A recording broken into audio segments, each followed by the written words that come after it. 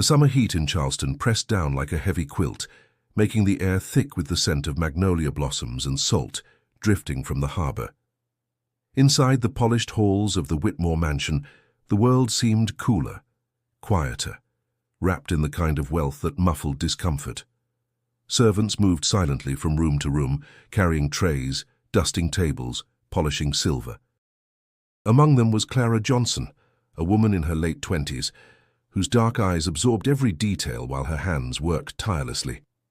Clara had worked in the Whitmore household for nearly 7 years, long enough to learn the rhythms of its inhabitants. Mrs. Whitmore liked her tea just before 4. Mr. Whitmore required his newspapers folded precisely so the crease didn't break the ink. The children, Margaret, the oldest at 16, and her younger brother Charles, enjoyed a crueler rhythm, one that thrived on Clara's silence. Their mockery came wrapped in giggles or whispered insults, little reminders that in this house, Clara was not a person to be admired but a tool to be used. "Clara, don't touch that vase, you'll break it with those hands," Margaret sneered one afternoon, watching her polish crystal. Charles joined in, his laughter sharp. "Imagine Clara sitting at this piano, pretending she knows what Beethoven is. That's not for you." Their voices carried the certainty of privilege, the unshakable belief that they were born entitled to beauty, and she was not. Clara did not reply. She never did. But inside, something stirred every time the piano was mentioned. The grand Steinway sat like a forbidden monument in the parlor, gleaming black beneath the chandelier.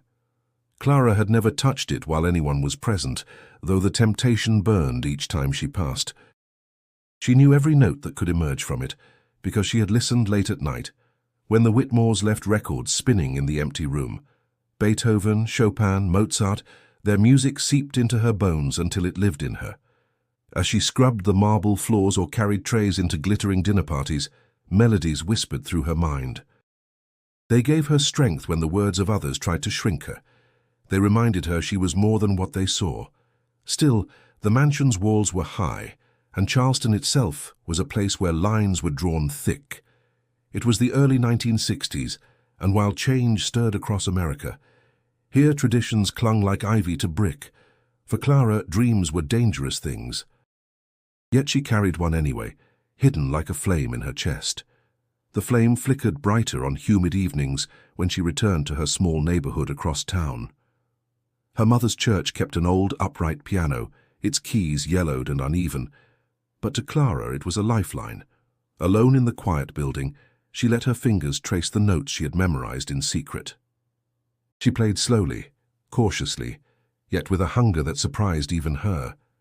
The music belonged to her as much as to the composers who wrote it centuries ago, and though the Whitmores never knew, Clara's heart was already fluent in Beethoven. She often wondered what it would feel like to play openly without shame or ridicule, but that thought always collided with reality. In the world she lived in, her place was defined for her. The children's taunts were not just childish cruelty, they were reflections of the society that fed them. "That's not for you," wasn't just a phrase. It was a verdict. Yet Clara carried a secret verdict of her own, that one day the music locked inside her would not be silenced. And before this story unfolds, if you believe in the power of hidden talent and resilience, take a moment now to subscribe to the channel. There are countless untold stories like Clara's, and each one reminds us that strength can rise from the most unexpected places. The Whitmores continued to laugh, the city continued to hum with its divides, and Clara continued to serve. But deep within, her melody waited, silent for now but never gone. The nights in Charleston often carried a heavy stillness, broken only by the chirping of crickets and the distant hum of ships in the harbor. For Clara, those nights were not just a pause from labor, but a chance to breathe, to let her spirit find the music that the world told her did not belong to her. When the Whitmores hosted their evening gatherings, Clara's duties stretched late.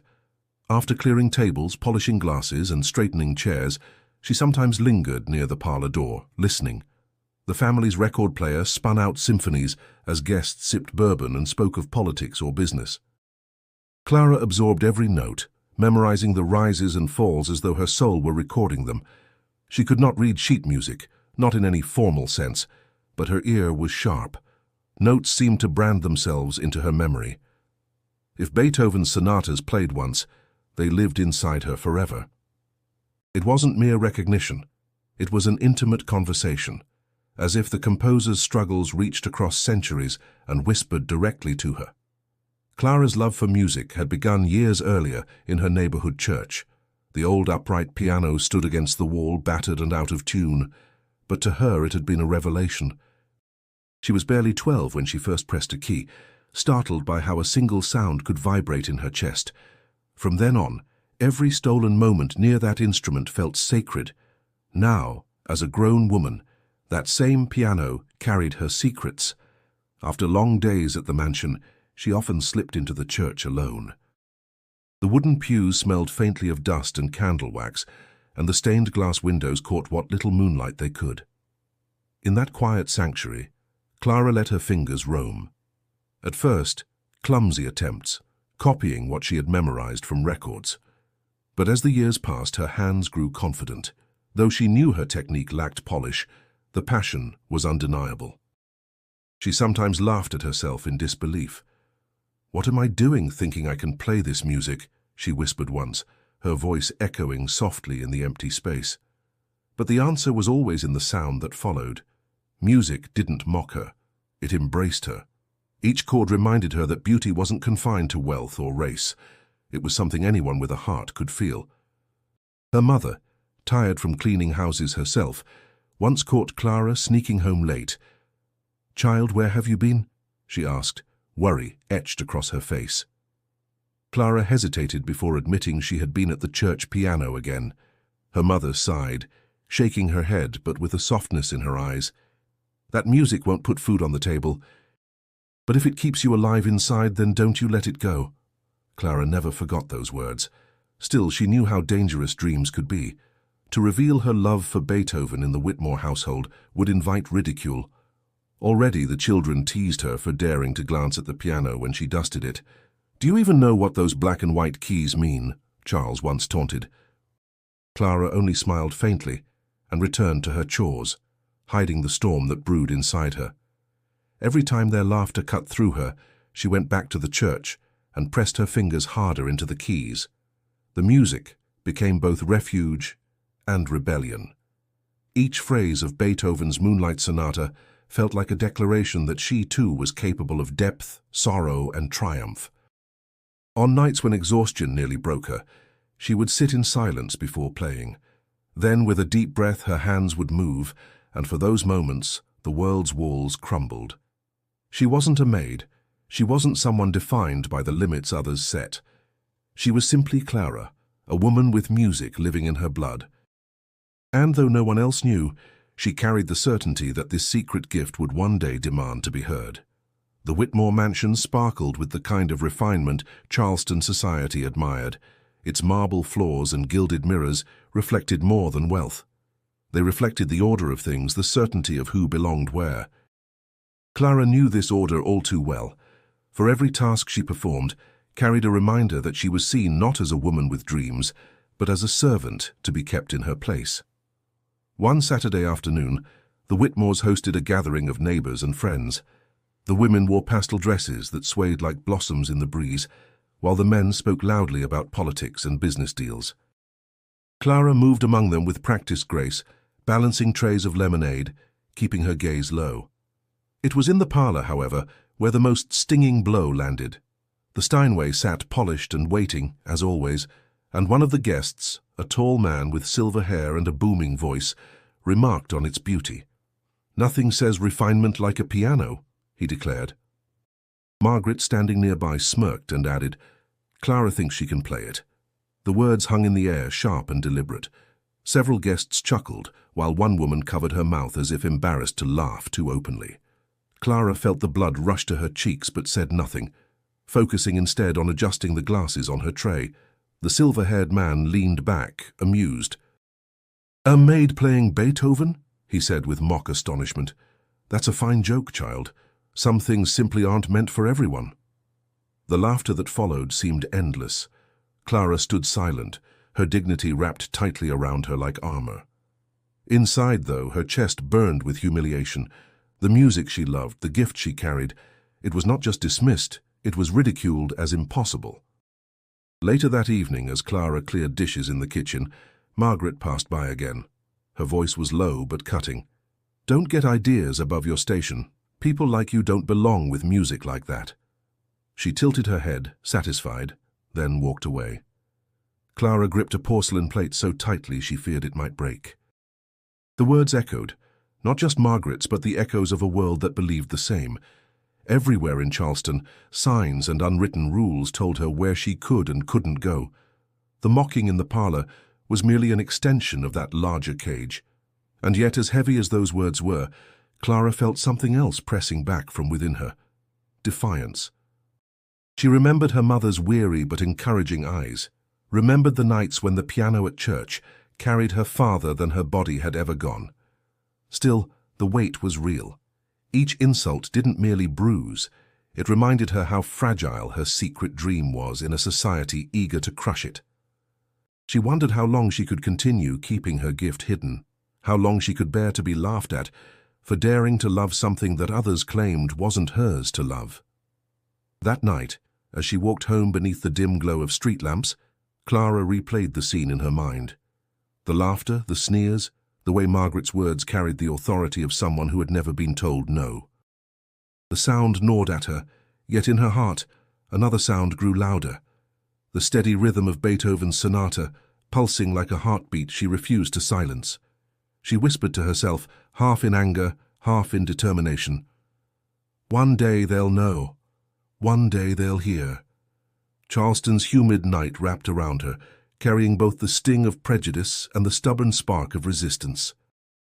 For now she carried her secret quietly, but the clash between the world's verdict and her inner fire was only growing sharper. And deep down, Clara knew the moment was coming when silence would no longer be enough. Autumn crept slowly into Charleston, carrying with it cooler breezes and the faint rustle of leaves scattering across brick-lined streets.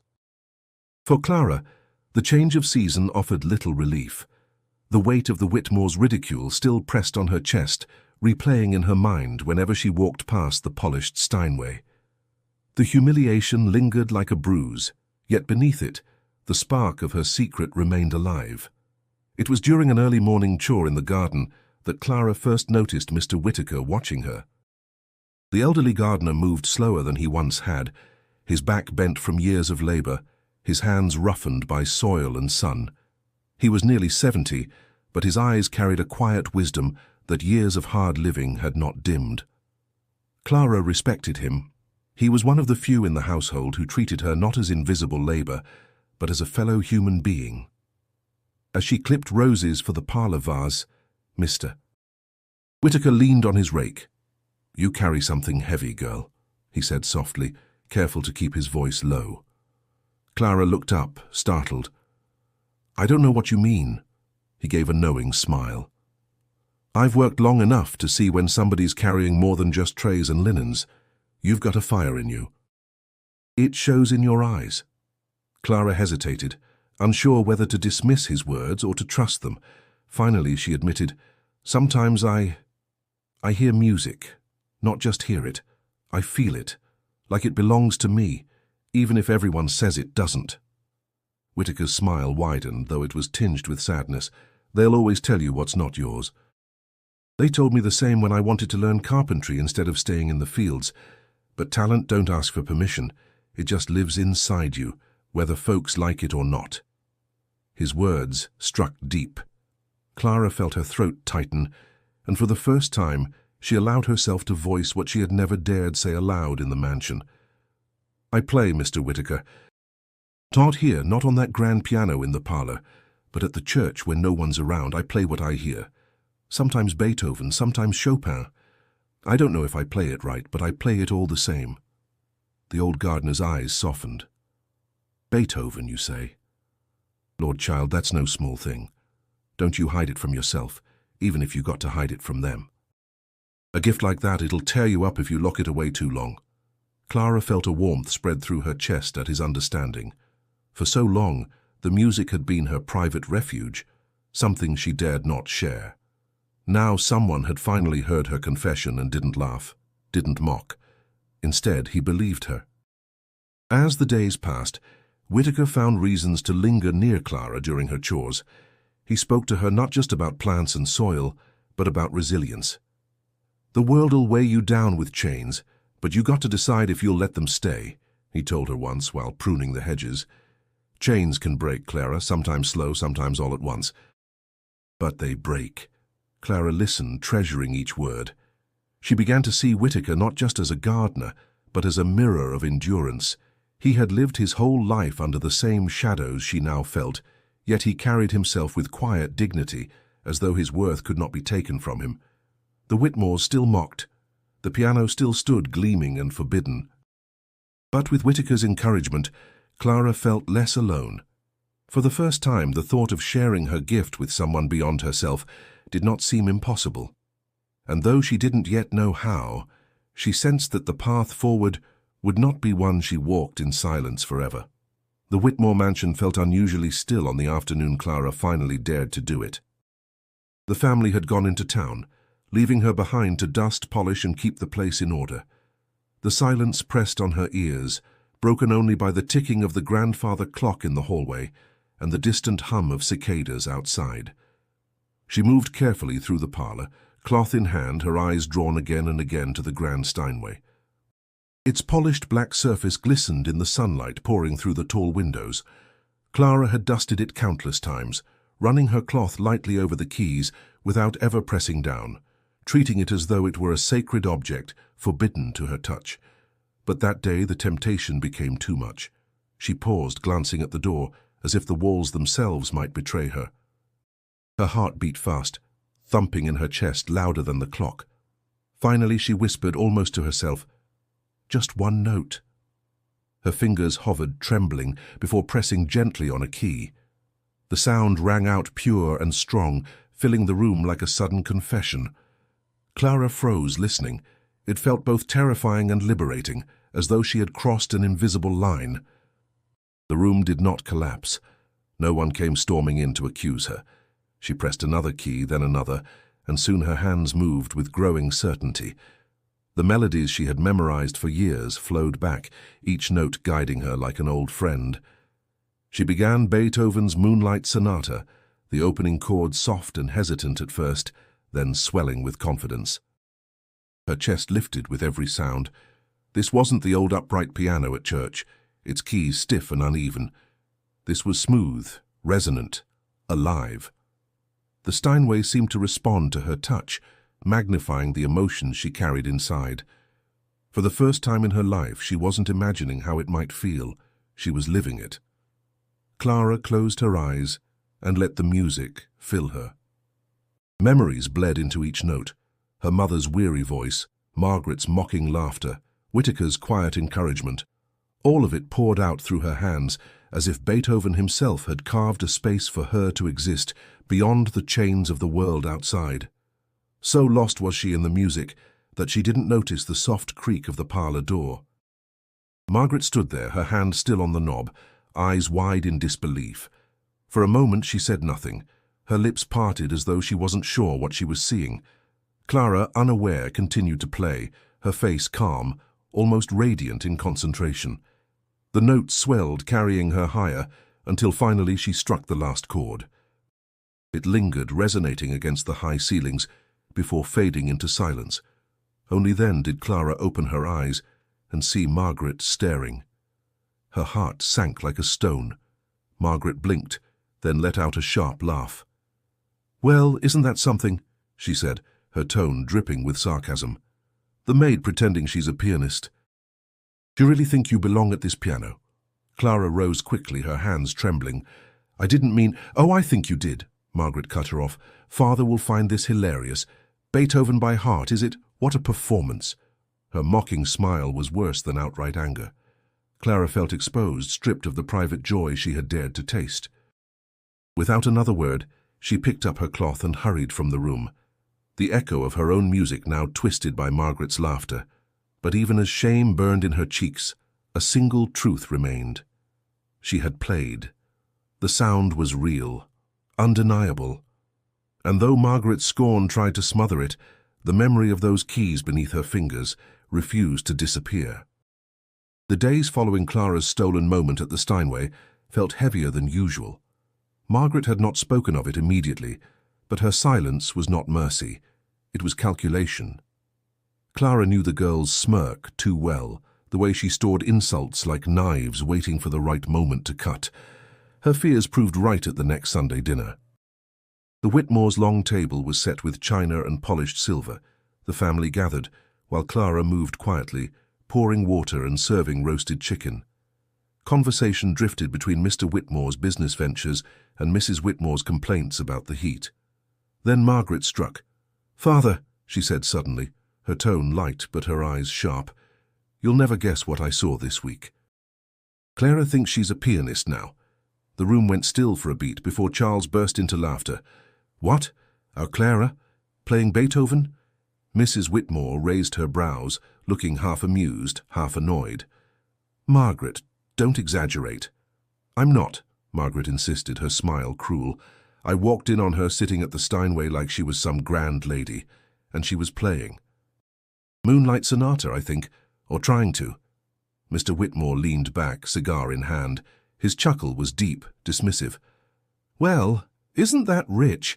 Our Maid turning concert pianist."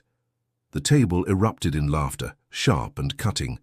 Charles mimicked a clumsy pressing of keys, humming off-pitch to drive the point home.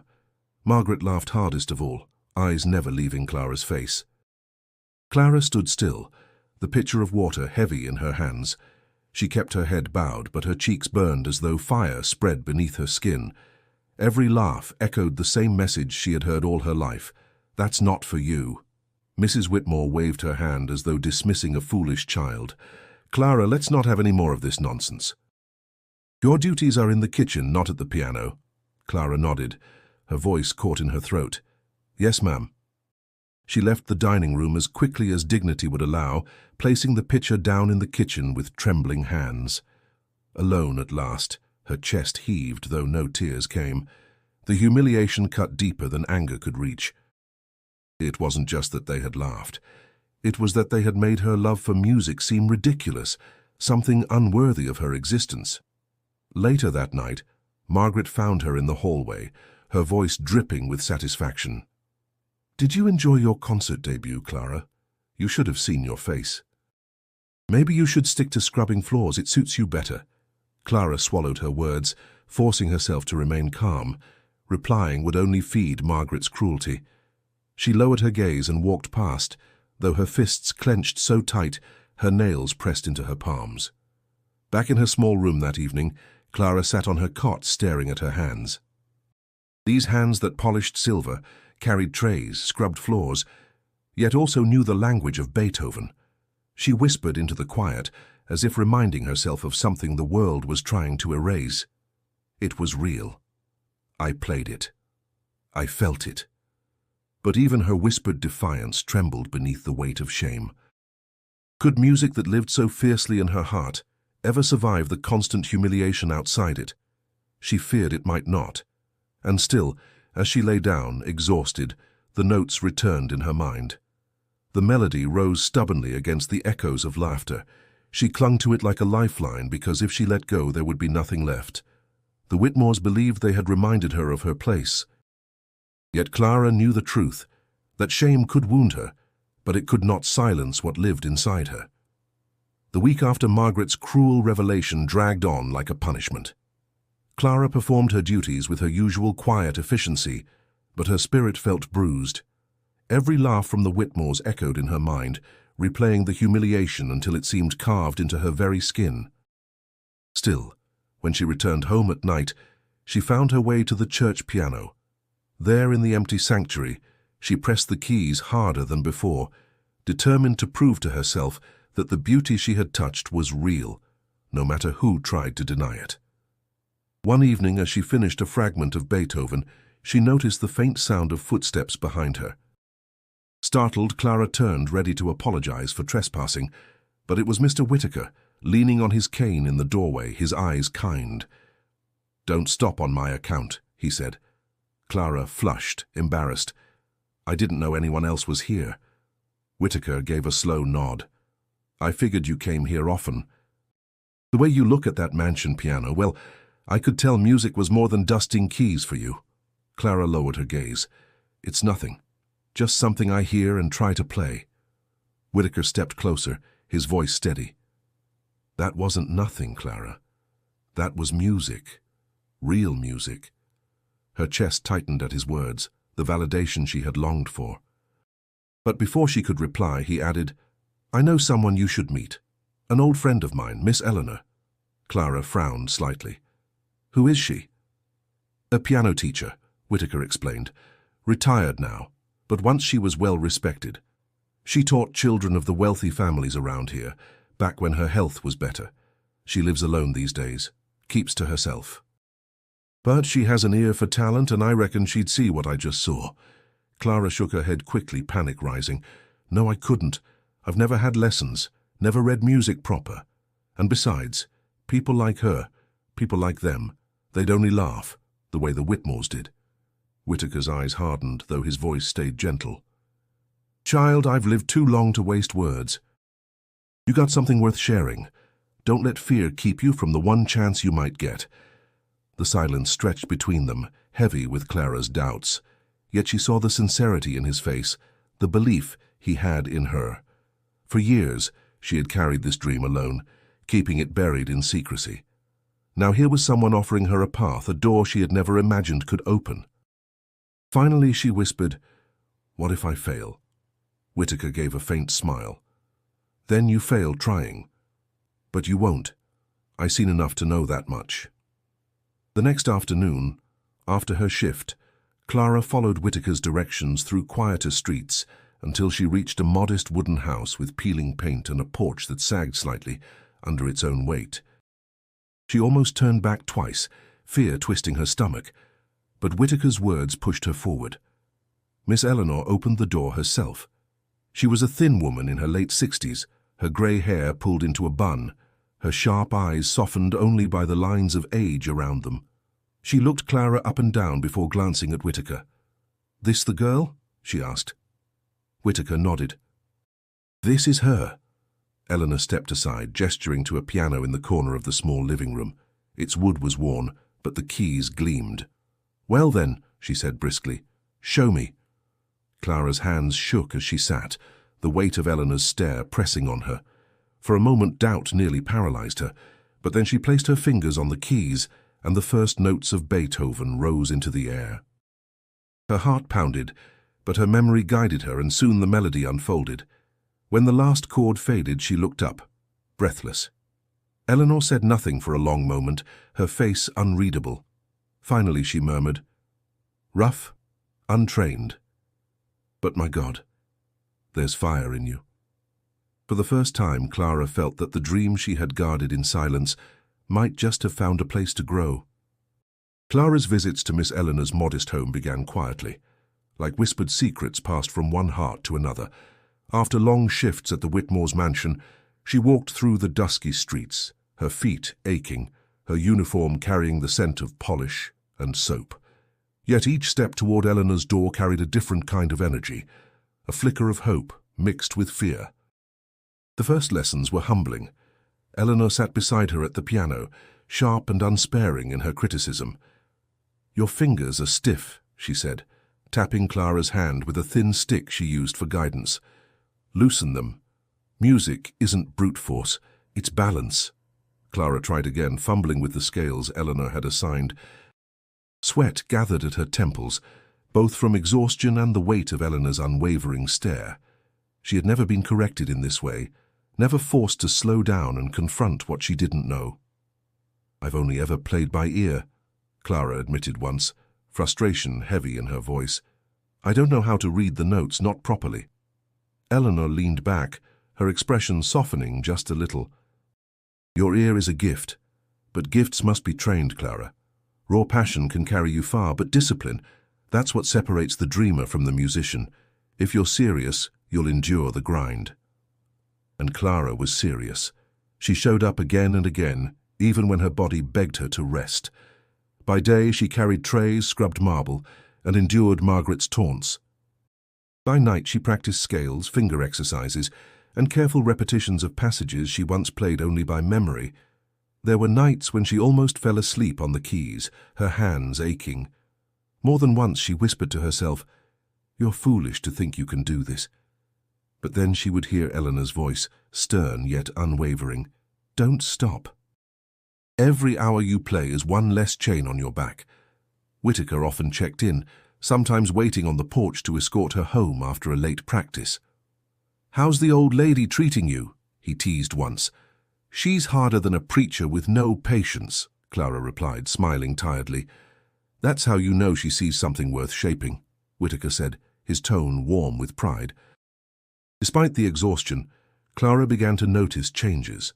Her fingers moved more fluidly, her touch grew lighter, her timing more precise. For the first time, she wasn't just copying what she heard. She was learning the language of music itself. Eleanor tested her constantly, never letting her settle into comfort.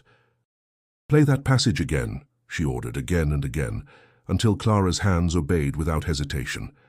At times Eleanor's bluntness stung, but Clara also felt a growing gratitude. The older woman was giving her something no one else had ever offered, belief disguised as discipline. One night, after Clara finished a shaky but determined attempt at Chopin, Eleanor folded her hands and studied her. "Do you know why I agreed to teach you?" she asked. Clara shook her head. "Because when you play, it's not about showing off. I've seen students from fine families who only wanted to dazzle guests at dinner parties. But your music comes from hunger. That hunger can't be taught, it can only be honored." Clara's throat tightened at the words. For so long she had hidden her passion like a shameful secret. Now here was someone who not only saw it but named it as strength. She walked home that night beneath the Charleston moon, her body weary but her spirit alive. She still lived in shadows, her music confined to secret lessons and quiet sanctuaries. Yet she sensed that each hidden hour was preparing her for something larger, something waiting just beyond the walls of her current life. The world still believed she was only a maid, but in those quiet nights, Clara was becoming something else entirely, a musician forged in silence, carrying a sound too powerful to remain hidden forever. The Whitmores prepared for their grand autumn gathering with the same precision as every year, but this time the anticipation seemed even greater. Invitations had been sent to Charleston's finest families, the parlor polished until the chandelier glittered like crystal fire. Servants scurried with silver trays, fresh flowers and linens. Clara worked tirelessly, her body heavy from weeks of secret practice with Eleanor, yet her heart carrying a new rhythm, one that beat louder each day. She overheard Mrs. Whitmore instructing Margaret in the hallway. "The music must be flawless. I've arranged for Mr. Harris to play again. He always brings sophistication." Margaret smirked, adjusting her pearl necklace. "Yes, Mother." Imagine the disaster if anyone less refined sat at the Steinway. Her eyes flicked briefly toward Clara, who carried a vase past them. The smirk deepened, a silent reminder of the ridicule Clara had endured. 2 nights before the gathering, however, whispers of a problem began to circulate. Mr. Harris, the pianist, had taken ill. His letter of apology arrived folded neatly on the Whitmore's desk. Panic laced Mrs. Whitmore's voice as she read it aloud to her husband. "We cannot host without music. It will ruin the evening." Mr. Whitmore shrugged, swirling brandy in his glass. "Find another musician. There must be someone available." But Charleston's musicians were booked, each bound to other engagements that season. By the morning of the event, tension buzzed in the household. Margaret wrung her hands dramatically. "What will people say if there's no performance? It'll be humiliating." Clara listened quietly while polishing silverware in the corner. She dared not speak, yet her heart pounded with unspoken words. The thought of the Steinway standing silent during the gathering seemed unbearable. That afternoon Whitaker found her in the garden. He leaned close, his voice low. "This might be the chance you've been waiting for." Clara froze. "Don't say that. If I even suggest it, they'll laugh harder than before." He rested a weathered hand on her shoulder. "Sometimes chances don't knock twice. If the seat at that piano is empty, why shouldn't it be yours? You've worked for this, Clara." "More than they'll ever know." Her breath caught, fear and longing colliding inside her. "Even if I could, they'd never let me." Whitaker's gaze was steady. Maybe not on their own, but all it takes is the right push. That push came unexpectedly when Miss Eleanor herself arrived at the mansion's door on the evening of the gathering. She had been invited as a guest of an old friend, her presence startling Clara, who nearly dropped a tray at the sight of her teacher, stepping through the grand entrance in a modest blue dress. Eleanor gave her a small nod, a silent reassurance. Clara returned to her duties, but her stomach twisted with nerves. Could Eleanor truly intend to challenge the unspoken rules of this house? As the guests filled the parlor, laughter and conversation blended with the clinking of glasses, but as the evening wore on, the absence of music became impossible to ignore. Murmurs spread. "Where is the pianist?" someone whispered. Mrs. Whitmore flushed, forcing a smile as she deflected questions. It was then that Eleanor's voice cut through the chatter, calm but commanding. "There is someone who can play." All eyes turned toward her. Mrs. Whitmore blinked. "Do you mean another guest?" Eleanor's gaze shifted deliberately to Clara, who stood near the back with a tray in her hands. "Her," Eleanor said simply. A wave of shocked silence fell. Margaret's laughter broke it, sharp and cruel. "You must be joking. Clara? She's a maid, not a musician." But Eleanor did not flinch. "I've heard her. She knows Beethoven better than most who claim refinement. If you want music tonight, she's your answer." The room erupted in murmurs, disbelief crackling like fire. Clara's heart pounded as dozens of eyes fixed on her. And in that moment, she realized the door Whitaker had promised was standing wide open, though stepping through it might cost her everything. The parlor air grew tense, the murmurs of Charleston's elite rising like a restless tide. Clara stood frozen at the edge of the room, tray trembling in her hands. She could feel the weight of every gaze upon her, some mocking, some curious, a few perhaps secretly intrigued. Margaret's laughter rang loudest of all, slicing through the silence like a knife. Mrs. Whitmore's face flushed with embarrassment. "This is absurd," she said sharply to Eleanor. "We cannot have our maid sit at the piano in front of our guests. It would be improper." Eleanor's reply was calm but unyielding. "Improper is letting pride silence music when it is needed most. You invited me here because you value refinement. I am telling you, refinement sometimes comes from unexpected places." Mr. Whitmore shifted in his chair, cigar smoldering between his fingers. His voice carried the measured tone of a man used to authority. "Miss Eleanor, I respect your opinion, but we can't—" "Why not?" Eleanor interrupted, her gaze firm. "Are you so afraid of being embarrassed that you'd rather have silence than risk being surprised?" A ripple of discomfort passed through the room. Some guests exchanged glances, amused at the audacity of the older woman, while others leaned forward, eager for scandal. Margaret, desperate to maintain control, sneered. "She doesn't know anything. She probably memorized a few sounds and thinks it's music. Let her try, Father. It will be hilarious." Clara's chest tightened, her instincts screaming to retreat, to flee before the laughter crushed her again. Yet as she gripped the tray, she remembered Whitaker's words. Chains can break, sometimes slow, sometimes all at once. Eleanor turned to Clara directly, her voice steady but gentle. "Clara, do you want to play?"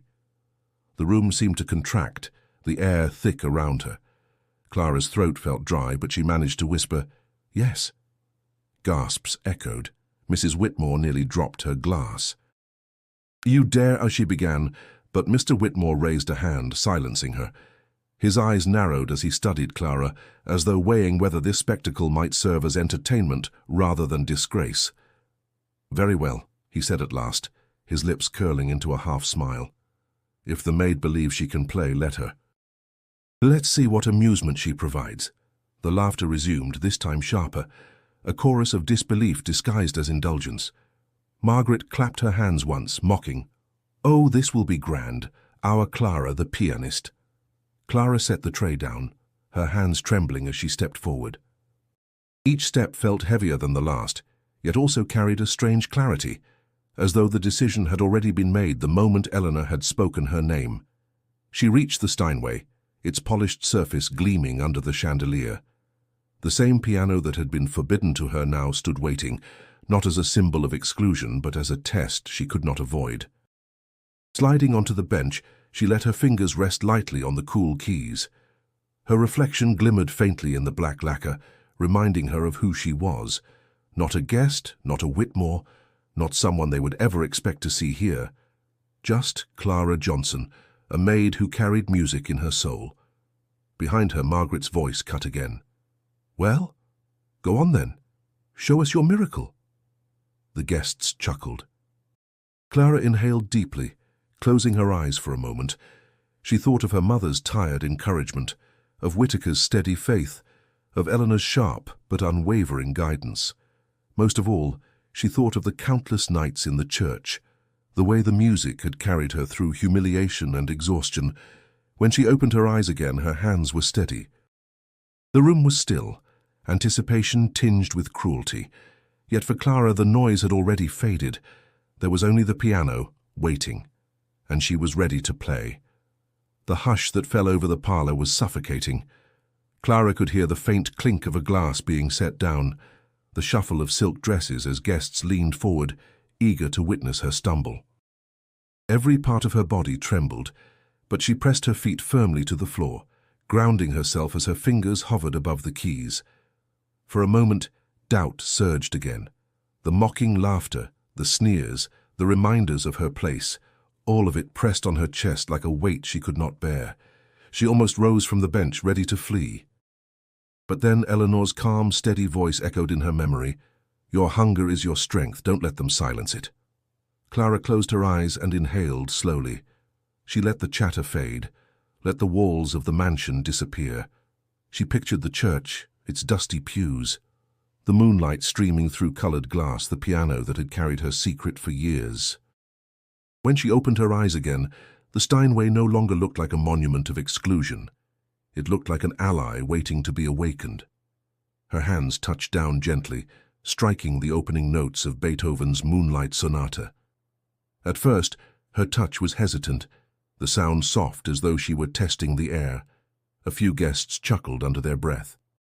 "She really thinks she can play," someone whispered, followed by another's quiet snicker. Clara's face burned, but she did not stop. She pressed forward, the melody unfolding with fragile persistence. Then, as the phrases grew familiar beneath her fingers, her confidence returned. The rhythm steadied, her hands moving with the certainty that had been forged in endless nights of practice. The mocking whispers faded into silence. The room grew still. Clara felt herself sink into the music, every note carrying a piece of her struggle. She wasn't just playing Beethoven, she was telling her story through him. The soft rise and fall of the sonata mirrored the ache of humiliation, the quiet endurance, the stubborn flame that refused to die. Margaret's smirk faltered as the melody deepened. The cruel satisfaction she expected was nowhere to be found. Instead, she watched with disbelief as Clara's fingers moved gracefully, producing sound richer and fuller than she had imagined possible. Charles, who had been ready to snicker with every mistake, leaned forward in his chair, mouth slightly open. Even Mr. Whitmore's cigar rested forgotten in his hand, the smoke curling upward as he stared at the maid who was no longer invisible. Clara's heart pounded, but not with fear anymore. Each note brought strength. Each chord affirmed what she had always known in her soul, that music belonged to her as much as it belonged to anyone. Her mind drifted back to her mother's weary voice. "If it keeps you alive inside, don't you let it go." Those words burned through her, guiding her hands, filling the room with a truth that no ridicule could erase. By the time she reached the end of the first movement, the parlour was utterly silent. Not a whisper, not a laugh, only the lingering resonance of the last chord trembling in the air. Clara held the sound for a breath longer, letting it settle into every corner of the room before lifting her hands. For a moment, no one moved. The stillness was so complete it felt fragile, as though the slightest breath might shatter it. Clara's chest rose and fell, her eyes fixed on the keys, afraid to look up. She didn't yet know what the silence meant: admiration, disbelief, or judgment. But she knew one thing. She had played, truly played, before the very people who had sworn she could not. And though the night was far from over, Clara felt the faint beginning of something shift, as if the chains that had bound her were starting, at last, to loosen. The silence in the parlour lingered for only a breath before Clara began again. She let her fingers glide into the second movement, and with that, the music seemed to awaken something deeper, both in her and in the room around her. The notes rose clear and resonant, each one carrying the weight of years spent in shadows, years of silence and restraint. The guests who had moments before smirked now leaned forward, their eyes fixed on her. The whispers had died away. Instead, there was an almost reverent hush, as though they feared to break the spell her playing had cast. Clara didn't dare look at them. Her world had narrowed to the black and white keys beneath her hands, the tide of Beethoven's sonata carrying her forward. Her heart pounded not with fear but with fierce conviction. Every phrase she played told her story. The exhaustion of endless labor, the sting of ridicule, the defiance of a spirit that refused to be broken. She had no formal training, no polished education in the arts, but she had something raw, hunger, memory, and the determination to be heard. As her fingers moved, she thought of the church piano where it had all begun. She remembered the cracked wood, the uneven keys, the nights when she played until her eyes closed from fatigue. That piano had taught her perseverance. This one, beneath the chandelier's glow, was giving her the chance to show what that perseverance had built. She let the music swell, her body moving with the rhythm, not timidly but boldly. The sonata became more than sound. It was a voice she had never been allowed to use. It spoke for every time she had been told, "That's not for you." Now, with every measure, she answered back, "Yes, it is." Margaret's face, once twisted with amusement, had hardened into disbelief. She shifted uncomfortably in her chair, her cheeks flushed. Charles no longer laughed. His jaw had gone slack, his eyes wide. Even Mrs. Whitmore, who had bristled at the suggestion, now sat rigid, her fan forgotten in her lap. And Eleanor, standing near the back of the room, allowed the faintest smile. She had seen this fire in Clara during their late-night lessons, but even she was struck by how the young woman transformed under the gaze of those who had doubted her most. The final passage approached, and Clara poured everything she had into it. Her arms ached, her fingers trembled, but she refused to falter. She leaned into the keys, letting the last chords echo like thunder through the parlour. The sound vibrated in her chest, filling her with a strength she had never felt before. When the final note faded, silence again settled over the room. This time it was not mocking silence, but stunned. The kind of silence that comes when words are too small to contain what has just been witnessed. Clara slowly lifted her hands from the keys, her chest rising and falling. She stared down at her fingers, unable to look at the guests, afraid that one cruel laugh might undo everything she had poured into the music. But no laughter came. Instead, the stillness stretched on, heavy and electrified. She could feel it, the shift, the undeniable truth that no one in that room could pretend anymore. They had heard her, truly heard her. Clara closed her eyes for a moment, breathing deeply. She had stepped into the fire of their judgment and emerged carrying Beethoven's voice like a shield. Whatever came next, this moment could not be taken from her. For the first time in her life, her music was not hidden, not mocked, not silenced. It was alive, and it had spoken louder than any insult ever could. The silence stretched so long that Clara wondered if she had dreamed the entire performance. Then, like a ripple across still water, the room began to stir. A few guests shifted in their seats, their eyes darting between one another as though seeking permission to react.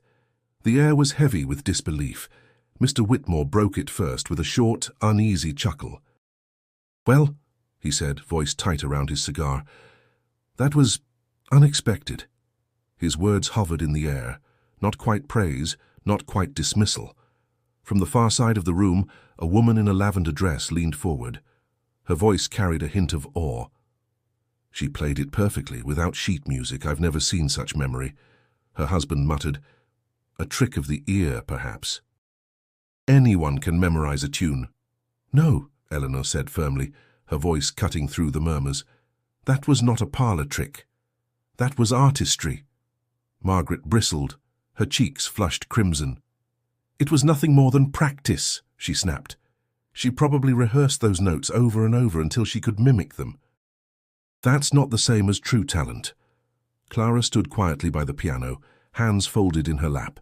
She could feel every eye still upon her, the weight of judgment pressing as heavily as it had before she began.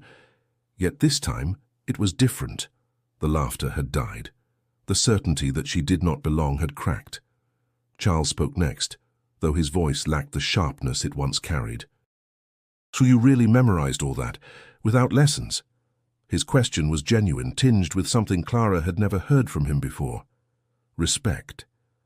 Clara lifted her gaze, meeting his eyes only briefly before answering softly, "I listened, and I learned." A murmur of astonishment spread. Some guests nodded, impressed despite themselves. Others shook their heads, unwilling to admit what they had just witnessed. Mrs. Whitmore finally rose, her face pale. "That's quite enough for tonight. Clara, return to your duties." Her tone tried to carry authority, but it wavered under the tension in the room.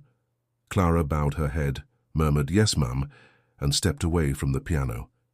Inside, however, her heart beat differently.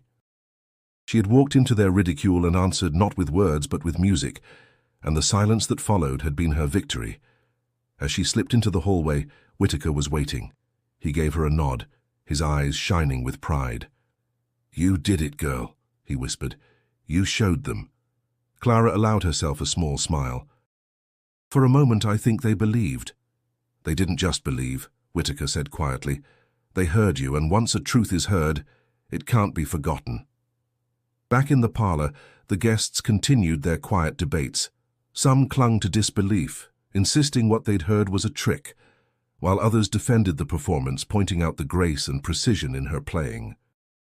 Margaret tried to laugh it off, but her laughter sounded strained, hollow. Clara returned to the kitchen, her duties resuming as if nothing had changed.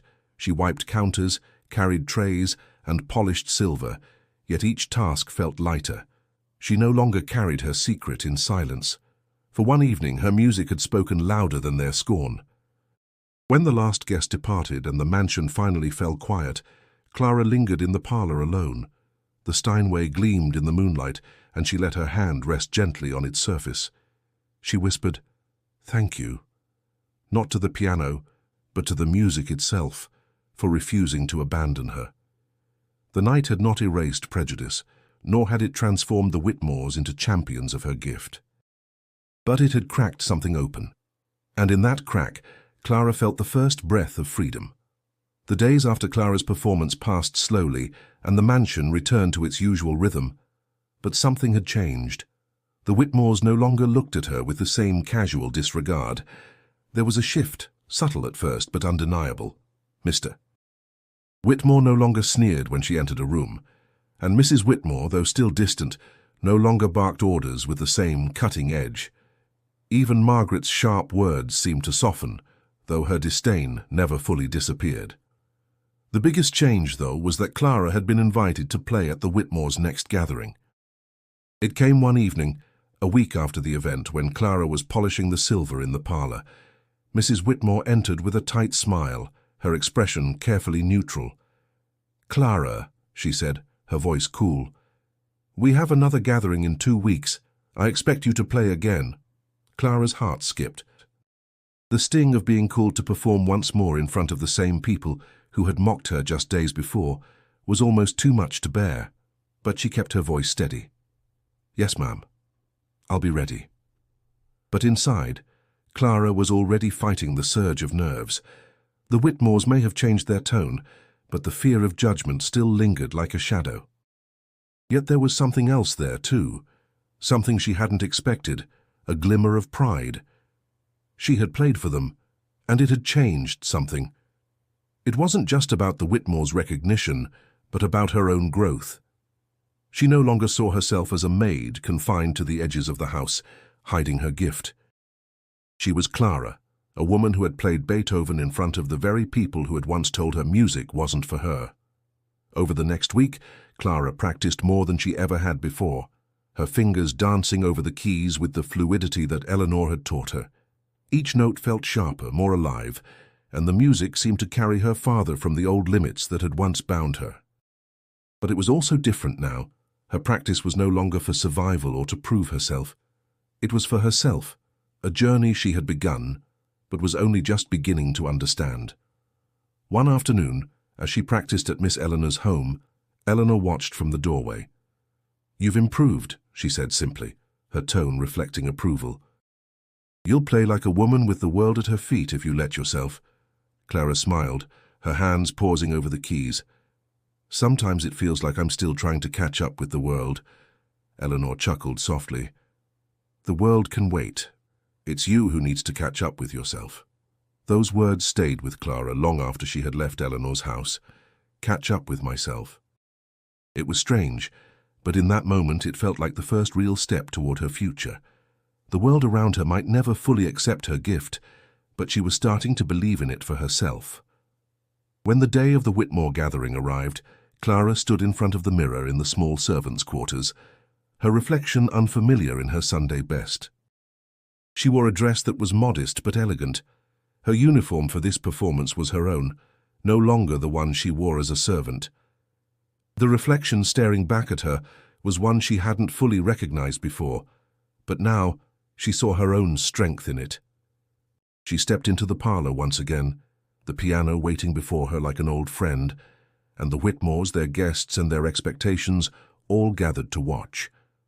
Clara had no illusions about what they thought of her. This was still a performance in a world that expected little from someone like her. But when she sat at the piano, she felt different. She wasn't performing for them.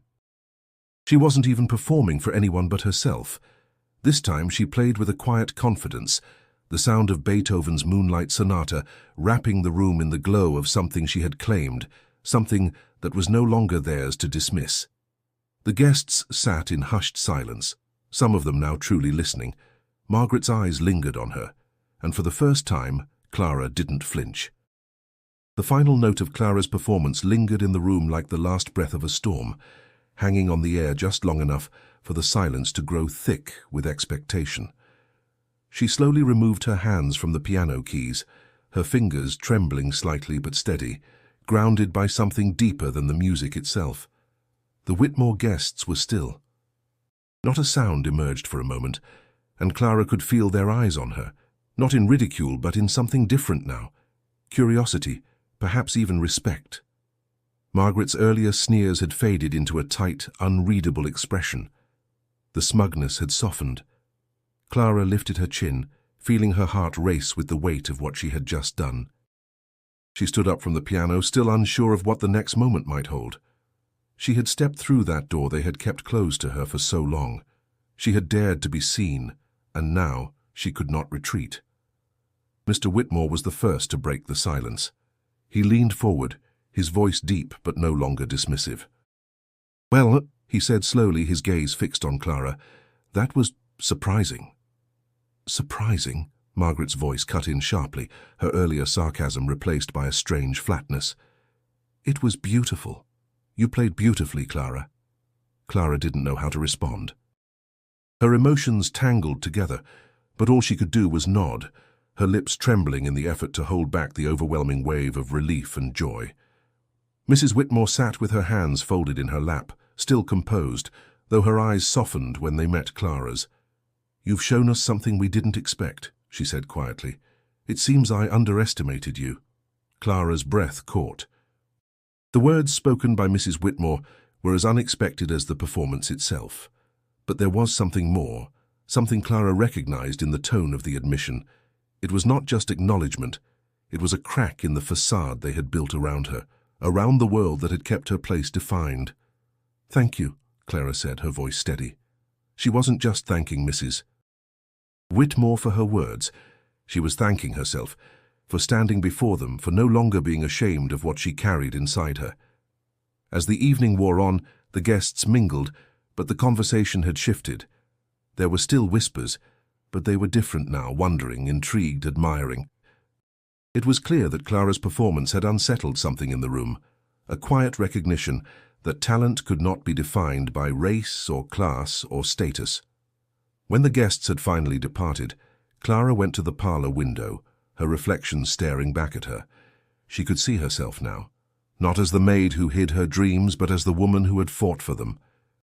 The same piano that had once seemed an impossible dream now belonged to her, in a way she had never imagined. Eleanor's words echoed in her mind. It's you who needs to catch up with yourself. Clara had finally caught up. She had walked through the door, taken what was hers, and made it real. Though the journey wasn't over, though the walls of the world still loomed tall around her, Clara no longer felt small. Music had freed her in ways she hadn't expected, not just from the confines of a home that had tried to silence her, but from the chains she had placed on herself. As she walked through the empty halls of the Whitmore mansion, Clara realized that the world could change around her. But no matter what happened next, no one could ever tell her again that something as beautiful and powerful as music wasn't for her.